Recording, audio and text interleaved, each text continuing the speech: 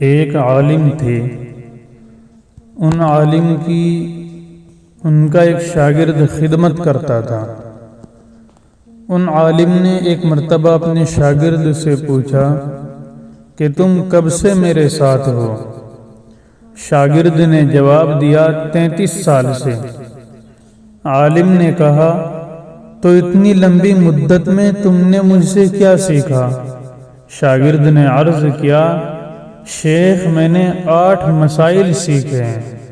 عالم نے افسوس سے کہا انا للہ و انا الیہ راجعون، میری زندگی تمہارے ساتھ گزری اور تم نے صرف 8 باتیں سیکھی؟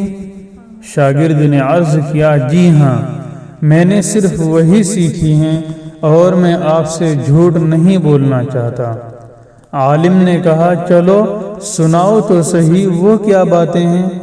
شاگرد نے کہا پہلی بات، میں نے لوگوں کو دیکھا کہ ہر کوئی کسی نہ کسی کو دوست بناتا ہے، لیکن جب وہ قبر میں جاتا ہے تو سب ساتھ چھوڑ دیتے ہیں۔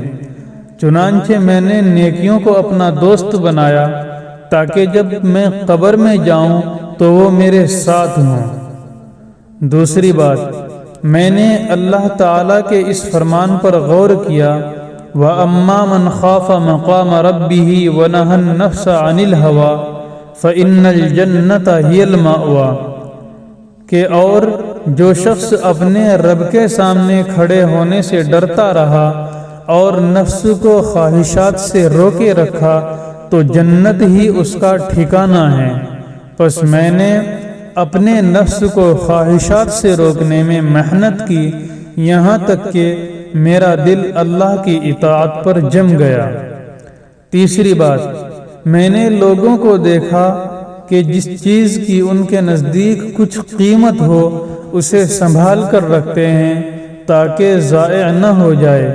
پھر میں نے اللہ تعالیٰ کا یہ فرمان پڑھا ما عندکم ینفد وما عند اللہ باق، کہ جو کچھ تمہارے پاس ہے وہ ختم ہو جائے گا اور جو کچھ اللہ کے پاس ہے وہ باقی رہنے والا ہے۔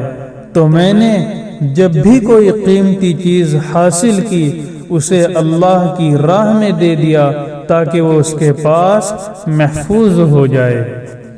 چوتھی بات، میں نے لوگوں کو دیکھا کہ ہر کوئی اپنے مال، حسب و نسب پر فخر کرتا ہے۔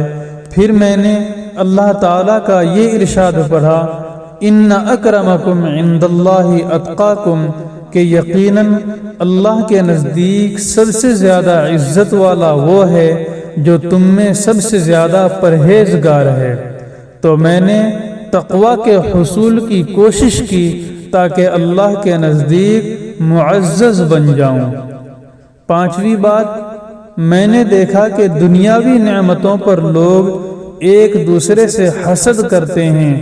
پھر میں نے اللہ تعالیٰ کا یہ فرمان پڑھا نحن قسمنا بینہم معیشتہم فی الحیات الدنیا، کہ ہم نے دنیا کی زندگی میں ان کے درمیان معیشت تقسیم کر دی ہے۔ تو میں نے جان لیا کہ یہ سب تقسیم اللہ کی طرف سے ہے، چنانچہ میں نے حسد چھوڑ دیا اور جو اللہ نے مجھے دیا اس پر راضی ہو گیا۔ چھٹی بات، میں نے دیکھا کہ لوگ ایک دوسرے سے دشمنی رکھتے ہیں، ایک دوسرے پر زیادتی کرتے ہیں اور لڑتے جھگڑتے ہیں۔ پھر میں نے اللہ تعالیٰ کا یہ فرمان پڑھا ان الشیطان لکم عدو فاتخذوہ عدوا، کہ یقیناً شیطان تمہارا دشمن ہے تو تم اسے دشمن ہی بنا کر رکھو۔ تو میں نے لوگوں سے دشمنی ترک کر دی اور شیطان سے دشمنی میں لگ گیا۔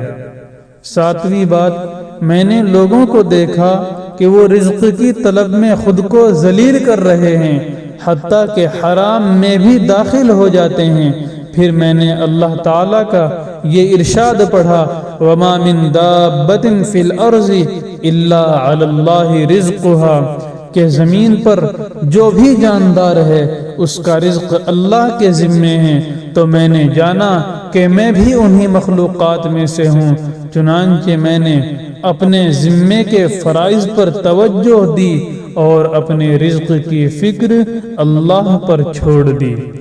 8ویں بات، میں نے دیکھا کہ ہر انسان کسی دوسرے انسان پر بھروسہ کرتا ہے، کوئی مالدار پر، کوئی جاگیر پر، کوئی منصب پر۔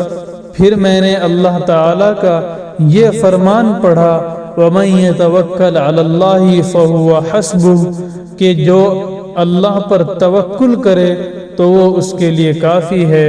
تو میں نے مخلوق پر بھروسہ چھوڑ دیا اور خالق پر توکل کی راہ اختیار کی۔ یہ سن کر شیخ نے کہا، اب سے میں تمہارا شاگرد ہوں۔ کتنی حقیر ہے دنیا ان لمحوں میں۔ لا الہ الا اللہ، نہ دنیا خوشگوار ہے مگر اللہ کے ذکر سے، اور نہ آخرت خوشگوار ہے مگر اللہ کی معافی سے۔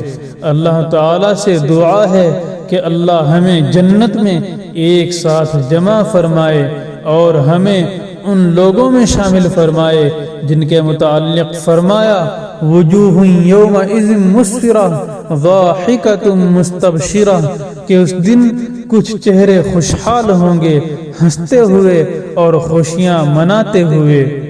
بہترین ساتھی وہ ہے جو تم سے اللہ کے لیے محبت رکھے، تمہیں اللہ کی یاد دلائے، تمہیں اللہ کے غضب سے ڈرائے اور تمہیں اللہ سے ملاقات کی رغبت دلائے۔